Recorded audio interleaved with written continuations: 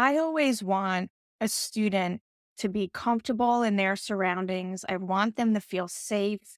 I want them to be involved. I want them to form relationships and friendships. I want them to find some mentors. I want for them to be challenged intellectually, personally. I want them to make friendships that will last a lifetime. And I want them to graduate. That was the great Mary Ellen Gillespie, the deputy director of the Women's Basketball Coaches Association, who's held a number of roles in higher ed from advancement to athletic director. We had a really great conversation about everything that's changing in college athletics, NIL, the transfer portal, unionization and employee status for student athletes, conference upheavals. And then we talk about how institutions can adapt. And my favorite part is how we get into how athletics are bigger than winning on the field or the court. They're about building skills and relationships and resilience so students really can go out and change the world. Hope you enjoy it.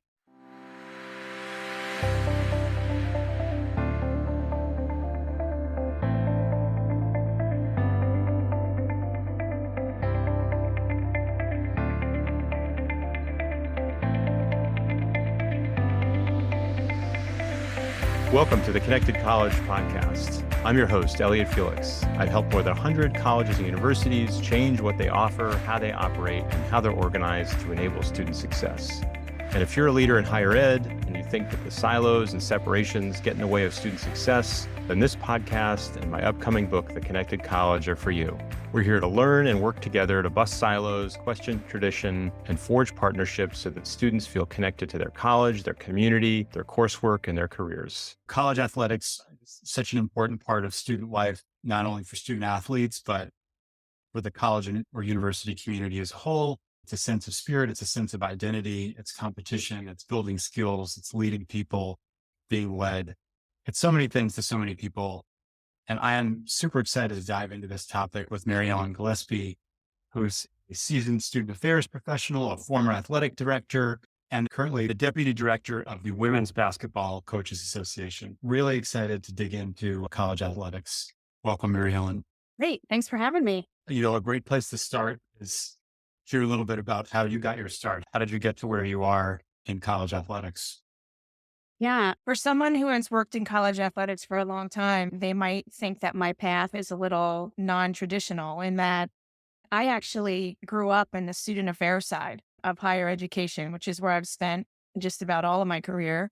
I was a student leader on campus and thought that was the greatest thing. Someone told me that you can actually do that for a career. And so went on to get my master's degree in student affairs practice and college counseling. And my first start was really in Greek life and spent, almost a decade working at Plattsburgh State and the University of Iowa in Greek life. And we all know that the tentacles of Greek life kind of span out. I was a hall director. I ran the summer orientation program, but you also get to work with career services and the counseling center and alumni and development. And so had a great experience, got to work with great students and had wonderful mentors who, thought that my professional and personal development was important. So they invested in me. And after Greek life, I moved over to development on the academic side and was part of Purdue's capital campaign in the School Wow. of Nursing and Health Sciences and had a great experience there.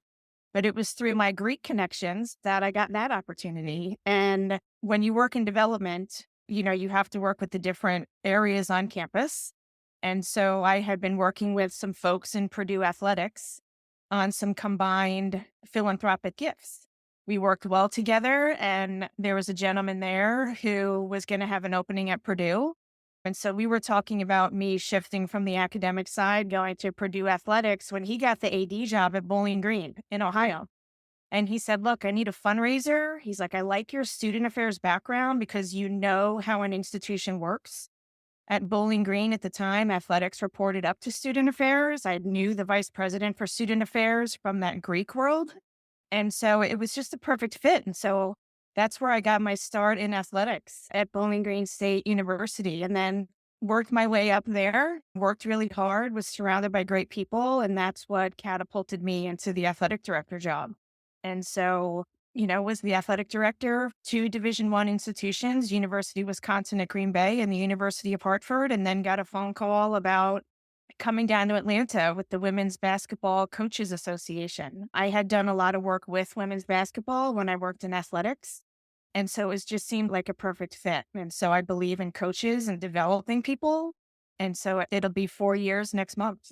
That's amazing. Isn't it great when what you do as a student gives you a clue as to what you should do in your career? I had a little bit of that where when I was in grad school, I was involved in student government and, we did town hall meetings and a survey and talked to lots of students and heard their concerns and made a report and took it to the administration. And it's not that different than the higher ed strategy consulting I do now. And I think it's so great when you have you get a clue, you get a glimpse into your future when you're a student. It was great. I'm very, very lucky. I had a great undergrad experience and it just opened so many doors for me. I would love to hear opening doors as one of the key aspects of this, but how do you define student success? It's not an easy question to answer because you can have such a cut and dry answer, but there's so much involved in ensuring success. And, for me, I would always tell parents of incoming students or parents of student athletes that I was working with, I always want a student to be comfortable in their surroundings. I want them to feel safe. I want them to be involved. I want them to form relationships and friendships. I want them to find some mentors. I want for them to be challenged intellectually, personally. I want them to make friendships that will last a lifetime. And I want them to graduate because I would always tell parents graduation day was always one of my favorite days working on a college campus because I feel like all the love and tough love that we have poured into young people, culminates in that day. And so I believe that we have given them the toolbox, right, that they need to go out and then go change the world, go contribute to society, go pay some of this forward, go be involved. And so for me, that's how I define student success. Is straight A's student success for some people, but I want them comfortable. I want them safe. I want them having fun. That's all part of that development, spectrum of, college student development, developing young people. I think it's a great checklist. Are you comfortable? Are you safe? Are you having fun? Are you getting involved? Are you building relationships? Do you feel challenged? And have you graduated with the tools to change the world? I love that. That's really great. So if that's what student success is, we're setting up students to succeed so they can make an impact, so they can change the world, so they can have these lifelong friendships. What role does athletics play in that? And I'm thinking about this kind of twofold for student athletes, but also for the university community at large. Right. So I'll start with the student athlete piece because I like that you're separating into two buckets. For a student athlete piece, no matter what level, Division I, Division II, 3, 2-year college, NAIA institutions, it's an opportunity for a student to continue to play their passion. And something that's been so important to them, they get to take with them and keep doing it. They get to compete for championships. Right. And that's one of the very cornerstones of the NCAA is that you get to compete for a championship. The other piece is at some of your higher levels and at some of your, more visible sports, you're playing on TV. You're getting noticed. And for that small, less than 1%, there's an opportunity to play that passion at a higher level. I always tell people, my background started in Greek life. There are no two student populations on a campus more similar. Greeks, fraternity and sorority, men and women, Interesting. and athletes. They face and deal with some of the same societal issues, right? Alcohol, drugs, social media, hazing. There's some of that in both of those buckets. There are also two student populations where they probably get a little bit more resources on a college campus. There are also two segments of a student population that can lift an institution up Mhm. and split second, they can drop an institution through Yeah. media and anything. So because of that, because of that risk and reward, they have to have more resources devoted to them. So there are two visible groups, lice in a fishbowl for a student athlete and developing them and how to deal with that. But for student athlete success, it's my checklist from earlier, but it's an opportunity for them to continue to play their passion and to compete for a championship, and for some to play at the very next level. And then from the more holistic approach for a campus and for the rest of the student body, I think it actually impacts more students and student athletes, intercollegiate athletics. You go to, I'm going to use basketball as an example. A Division I women's basketball team is allowed 15 women on the bench and men can have 13, right? So people are coming to watch a basketball game, but there's about 30, 40, 50 students in the band. There's maybe 20 cheerleaders. There's maybe 15 dance team members. There's probably 3 or 4 student managers, ticket takers, ushers. There is such an opportunity for students to be involved in athletics and gain volunteer opportunities, employment opportunities, learning to make decisions in high stress situations or in campus events. So those are really, people are coming for a basketball game, but there's a big production and Right. students are a part of that. Some of them are behind the camera for the TV station. Right. Journalism. Sure. Yeah. So, graduate students who are maybe doing athletic training or kinesiology are probably working with student athletes, tying that academic to the athletic piece. And then, your outdoor sports, your softball, your baseball, soccer in the fall, some of those poor students are standing out there freezing cold. I worked in Green Bay and always wanted to make sure that the students taking tickets or checking student IDs at the door were warm, that we were outfitting them appropriately. So we wanted them to feel as though they were really part of the team. And I think It's that's really important. And then the fan piece, right? Look at those student sections at athletic events. It's a way for them to just be really involved. And my definition for collegiate athletics really has always been it is a platform for local, regional, and national visibility, but it's also a vehicle that helps drive student, campus, and community pride and engagement. And, a high functioning athletic department, they can produce that. They're doing a great job. I got the image of like ripples in a pond, right? Because you have like the team at the center, but then you have the band and the dance and the fans and the media and the production. There's just so many ways to broaden the circle and get involved and have that greater impact. What's changing about collegiate athletics in your mind? What are the like trends you're spotting or things you're on the lookout for or you see folks adapting to? Oh, Elliot, that could be a whole podcast in and of itself. I'll tell you, there's so much going on right now in collegiate athletics, and there is going to be a ripple because your Division I institutions and really your most visible Division I institutions are what everybody sees, right? So the general person thinks college athletics is, your Tennessee, your Iowa, your Alabama, right? Those schools are actually the smallest percentage of Division I institutions, but it's what everybody sees. So you're probably seeing the news, everything's an acronym, NIL, name, image, and likeness. The concept of that, I actually agree with because it used to be, and I'll take a student athlete who is an art major. Any non-student athlete could make art in class and go sell it at the art fair on campus. But if you are a student athlete years ago, an art major making an art project in class, you cannot sell it at the student art fair because you're making money. And so that has changed. That's the small example. The other examples are there are top tier Division I athletes who people want to buy the jerseys with their name on it. Well, years ago, you couldn't do that. And now you can. And so there's been a little bit of a change in the tides there, which I'm okay with that concept. What I struggle with is I do think a challenge in athletics today.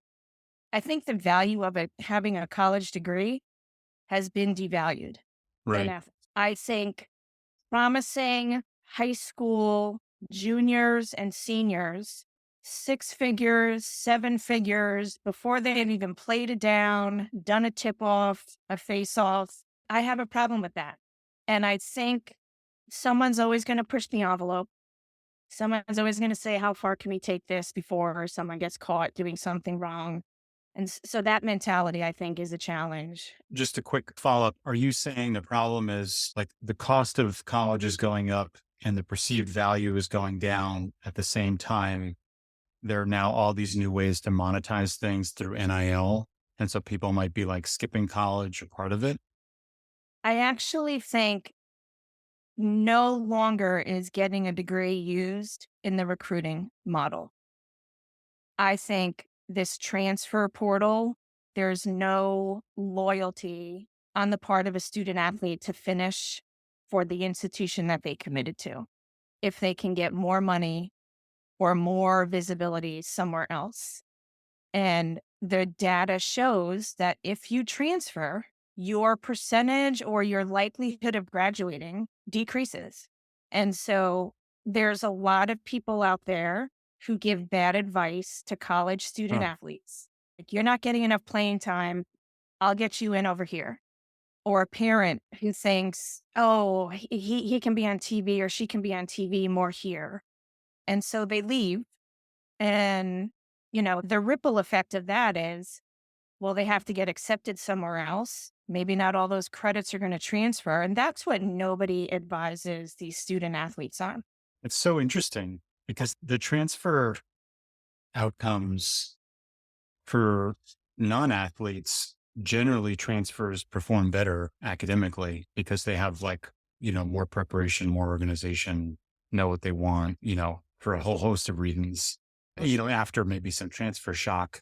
But the idea that when student athletes transfer, they don't do as well is really interesting and unfortunate. It's like come here to get a degree is no longer a selling point.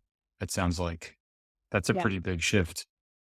it is. And that I'm such a, some people used to say I would have my rose colored glasses on, right? And, when I was a young athletics administrator, I'd be like, but you're getting a degree, like you will graduate debt free. And, that just doesn't get talked about anymore. And so, I think it makes me a little sad. I also have come to know that you've got to change with the times, but I always think the number one goal should be to graduate a student athlete. That is the commitment every institution makes to any incoming student is we are going to Yeah. help get the degree. It's student athlete, right? Not athlete student. Yeah. Um, I mean, NIL, like changing and potentially compensating student athletes. I mean, those are like huge business model changes. And then the degree and the transfer portal and the loyalty, I could see how that would really shake things up. I think I'm over the NIL thing. What scares me is if student athletes are someday, if they are ever classified as employees, I feel like that decision is going to be made before a lot of questions have answers. So, for someone who has worked in higher ed her whole life, if a student athlete is an employee, then is an athletic department really bound by Title IX? And then are we going to lose women's sports? Right? That's going to be the first thing to get looked at. If they're employees, I look at that NFL model or an NBA model where, you might play for the Green Bay Packers, but if you're playing at the Meadowlands, at Mile High Stadium, you're paying taxes in those states. Like, is anyone talking to student athletes that if you become employees, and you go play, you're the student athlete at Penn State, and now you Right. play in Iowa, in Maryland, in Oregon. Are they going to have to pay? No one is talking to student athletes about that. Well, and So, I think it's really interesting. And the Title IX thing too, if you listen to Richard Reeves or Scott Galloway or any of the people that are talking about the decline, and the imbalance by gender in higher ed enrollment, and that we're at, 55, 45, the gap in favor of women is bigger than it was the other way around, 30 years ago when Title IX was created. Yep. So, people are already thinking about that from that perspective. And if you layer on the students as employees, that's a whole other side. Right. And then if you're at a smaller resource institution and if they are granted employee status, well, then should I have to charge them for every ACE bandage and every hour of physical therapy that they're getting? Because I could do that if they're employees, right? Like their health Yeah. insurance pays for that. So, I mean, it's just, there's all these questions that just, I'm afraid decisions are going to be made without looking at every scenario. What are some great examples of institutions responding to the changes? As you look across the country, who's doing really interesting stuff on student athlete success in your mind? Yeah. There's several places I think that are really focused on providing great experiences for student athletes while also making it a part of overall university life. And I think that the clearest division that does that well, because it's just what they're founded on, is your Division III institutions. You don't have athletic scholarships. And so, they continue to use athletics as an enrollment driver, but then as a student life driver. It's such a big component. I think you'll start to see some Division I institutions. The University of North Carolina at Chapel Hill does a really good job of really providing a great experience, but also they have their finger on the pulse of all these issues. They want to be a leader in it. The University of Iowa does very well with that. Not But too bad in women's basketball either. right, exactly. It's got to start from the top, right? So college presidents, in my mind, the buck stops with the college president. The AD is important, the head coaches are important, but the college president is charged with making the best decisions in the best interest of that institution from every angle. And I think college presidents have got to start weighing in. And look, athletics is very sexy for a campus. But if a college president only wants to be involved when it's exciting and they're on TV and they're winning a championship, it's a recipe for disaster. They've got to be in from every single angle. What's the right degree of involvement versus delegation? Because I feel like a lot of college presidents, maybe get caught by surprise about how many decisions and how complicated athletics is. And some seem like they're pretty hands off and others seem like they're hands on. Right. Who's striking that balance right, do you think? Or is there any secret to success there? I think as open and honest of a relationship that an AD and a president can have only works to benefit the institution. In my mind, the most important relationship an AD has is with the president. And that's really at any level. I know at a lot of Division II and Division III institutions, the direct report is to the VP of Student Affairs, which I think is fine because they are such an ingrained piece of the student life component. But the president still has to know. They have to have their finger on the pulse of the enterprise. Because, like I said earlier, athletics can elevate an institution, but it can bring it down. Everyone is just one compliance decision away from a disaster. In changes, we didn't talk about conference realignment. Yeah. That's a pretty big one too, right?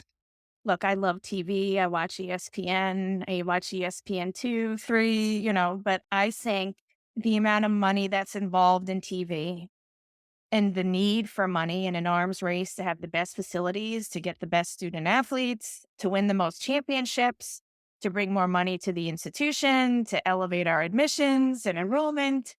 TV and money guide a lot of decisions. And I don't always think that's in the best interest of an institution. My heart breaks that one of the oldest Division I athletic conferences basically was dismantled in 48 hours. Yeah. As someone who works in higher ed, I like to ask questions about, so who was around the table when that decision was made, right? Like a transformational decision like that, who was around the table and did you get to assemble them all within 24, 48 hours? And did we ask the field hockey student athlete who now has to go Get on a from, plane. Yeah. right? Yeah. Because they're not flying charter. Your football and your basketball teams are, but your field hockey team is not. So I asked my colleagues at some of those schools, who made those decisions? Yeah. With the conference realignment and some of these things, there's also, it sounds like an equity issue between, tier one and tier two sports. Yeah. Right. There just has to be. But I will say what should never suffer in all these realignments or, needing to reallocate just about every school in the country, Division 1, Division 2, Division 3, they do tier their sports to an extent. And that's a business model, right? Yeah. But what should never be tiered is the level of academic support and counsel and tutoring, the level of nutrition resources, the attention in the weight room or the training room, right? Like your cross country athlete should have the ability to be trained and to be rehabbed just as much as the football player. Those services should never be tiered. That's a really interesting point. A distinction that some things have to be, revenue agnostic. And, Yeah. the football team having a new practice facility may be unavoidable, but, you can't have second tier PT or nutrition. Right. When it comes to student athlete academic and health, physically and mental, there should not be any tiering in that. Now, the tiering that will happen, okay, maybe the soccer team will only travel regionally, but your football team will get on a plane and go somewhere else. But knowing that, when I worked at Bowling Green, we went down to play the University of Florida, came home with a $1.2 million check, but that also goes to help support gymnastics and Right. tennis and golf. And so there are definitely business decisions that have to be made.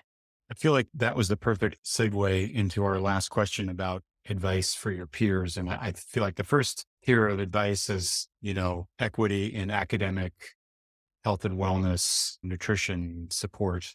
What other advice do you have for people leading college athletics to enable student success? There has to be university buy in that athletics is an important component to not just student athletes, but the university life piece.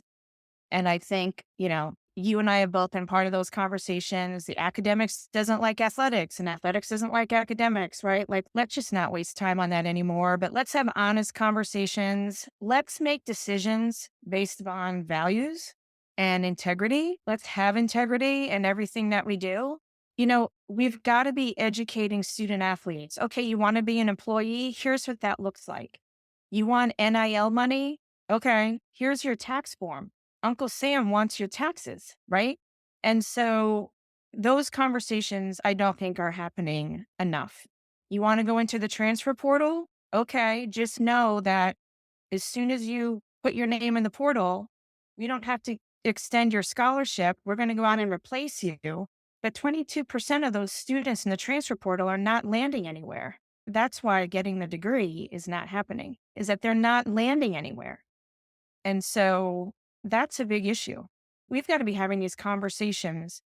And at the same time, you have to be educating your provost that this is happening and, people around the cabinet table who think that doesn't impact them. It does. It does because the athletic department can't handle all that on their own. Like they have got to, the general counsel's office, the provost office, they have to know all that. And so, my other advice to people, I've always had this philosophy everywhere I've gone. You cannot operate in a silo. I'm a collaborator, I'm a team player. I never want athletics in a silo. It's not a recipe for success. That's great advice.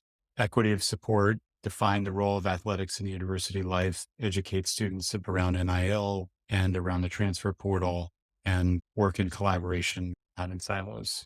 Yeah. And I think too, I have always valued coaches. Working for a coaches association now, my other advice to my administration colleagues on both academics and student affairs side of the house is coaches need more help and support.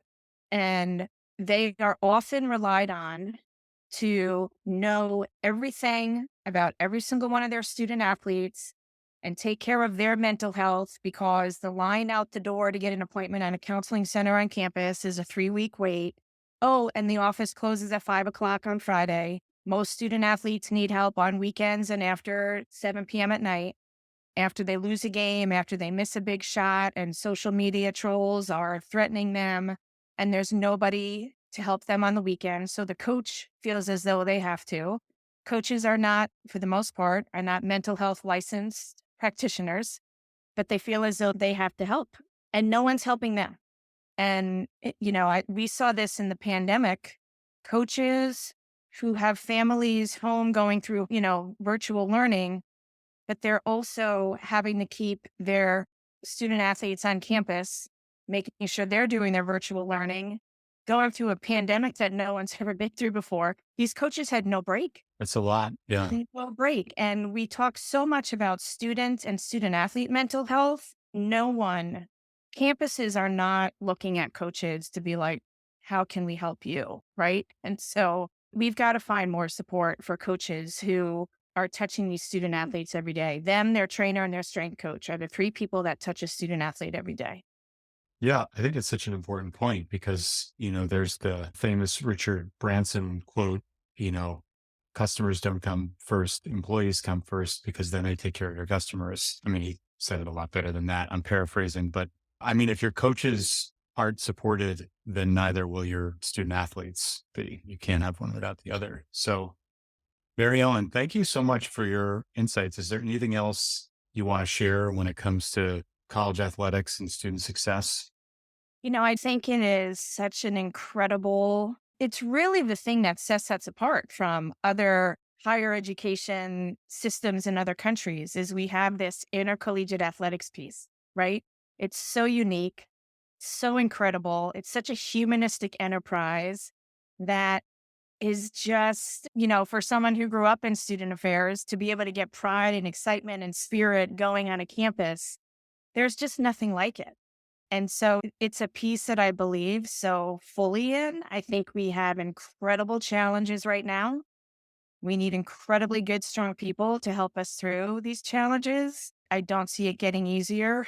I see it getting a little bit more challenging, but we need good leaders and we need college presidents. We need good ADs. We need good provosts to be involved and supportive and in the know in good times and in bad times. We can't do it by ourselves. Awesome. Well, thank you so much. I really appreciate your insights and this great conversation. Yeah, thanks, Elliot. I enjoyed it. Thanks for listening to the Connected College podcast. Subscribe to my Connected College newsletter at elliottfelix.com for insights and excerpts from my upcoming book, tools you can download, and special offers. You can also find more information about talks I've given, articles I've written, and upcoming events there. And please support the podcast by rating and reviewing it wherever you're listening. Let's create connected colleges where students will succeed.